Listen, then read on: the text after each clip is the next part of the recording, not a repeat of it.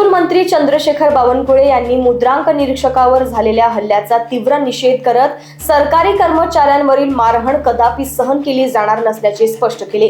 या प्रकरणातील आरोपींवर गंभीर गुन्हे दाखल करण्यात आले असून फरार आरोपींनाही लवकरच अटक केली जाईल असे त्यांनी सांगितले।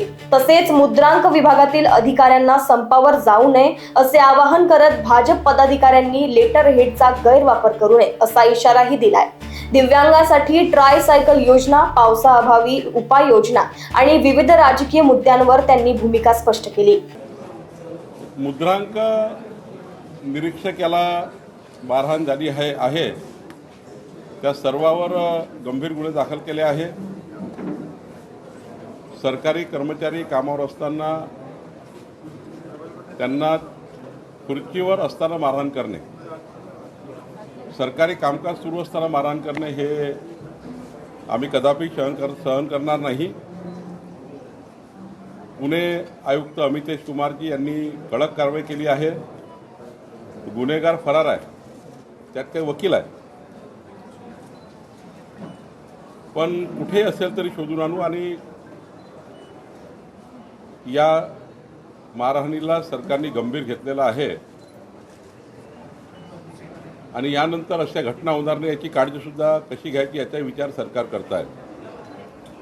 याच्यात काही राजकीय कार्यकर्ते असण्याचा आरोप केलेला आहे, भाजपचे कार्यकर्ते असण्याचा नाही, कोणी असेल ना, भाजप, काँग्रेस, राष्ट्रवादी हा बिलकुल इशू नाही आहे, गंभीर गुन्हा आहे। जर एखाद्या अधिकाऱ्यांनी काही आळमुठं धोरण घेतलं असेल किंवा एखाद्या अधिकाऱ्याची काही चूक असेल तर तक्रारी केल्या पाहिजे, तक्रारी करून प्रश्न सोडवता येतात। पण या पद्धतीची मारहाण ही काही मान्य नाही आहे, त्यामुळे मारहाण करणे काय हा त्यातला मार्ग नाही आहे। आम्ही याच्यावर कडक कारवाई करतोय।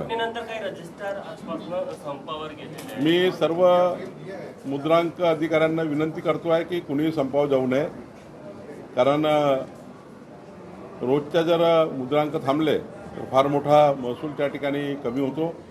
ठीक आहे, तो बुडत नाही कारण कधी ना कधी त्या नोंदणी होणार आहे, पण जर सरकार गंभीर आहे, आमचे IGR बिनवडे कालच पोलीस कमिशनरची भेटून आले आहे, यामध्ये आम्ही खूप कडक भूमिका स्वीकारली आहे, कुणाला सोडणार नाही। काल तुमच्या भाषणामध्ये तुम्ही तुमच्या पदाधिकाऱ्यांना सांगितले की लेटर हेडचा गैरवापर करू नका, पद हे सेवेसाठी आहे असं सांगितलं। भारतीय जनता पार्टीचा विचार हा पंडित दीनदयाल उपाध्यायजींनी दिलेल्या मूलमंत्रावर आहे। समाजाच्या शेवटच्या व्यक्तीच्या कल्याणाकरता काम करायचं आहे। केंद्र सरकार, राज्य सरकारच्या सर्व योजना गरीब माणसापर्यंत पोहोचवायच्या, लाभार्थ्यापर्यंत पोहोचवायचा आमचा विचार आहे। आणि अशावेळी काही पदाधिकारी लेटर पॅडचा दुरुपयोग करून याला बिअर बारचं लायसन द्या, त्याला हे करा, ते करा, अशा काही तक्रारी मधल्या काळामध्ये फेसबुक आणि इंस्टाग्रामच्या माध्यमातून, सोशल मीडियातून काही पत्र व्हायरल झाले।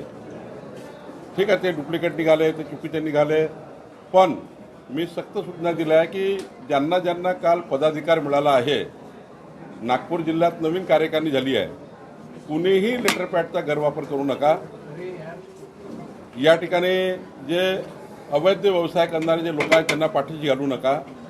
सट्टा, जुवा, मटका, दारू विकणाऱ्या लोकांना मदत करू नका।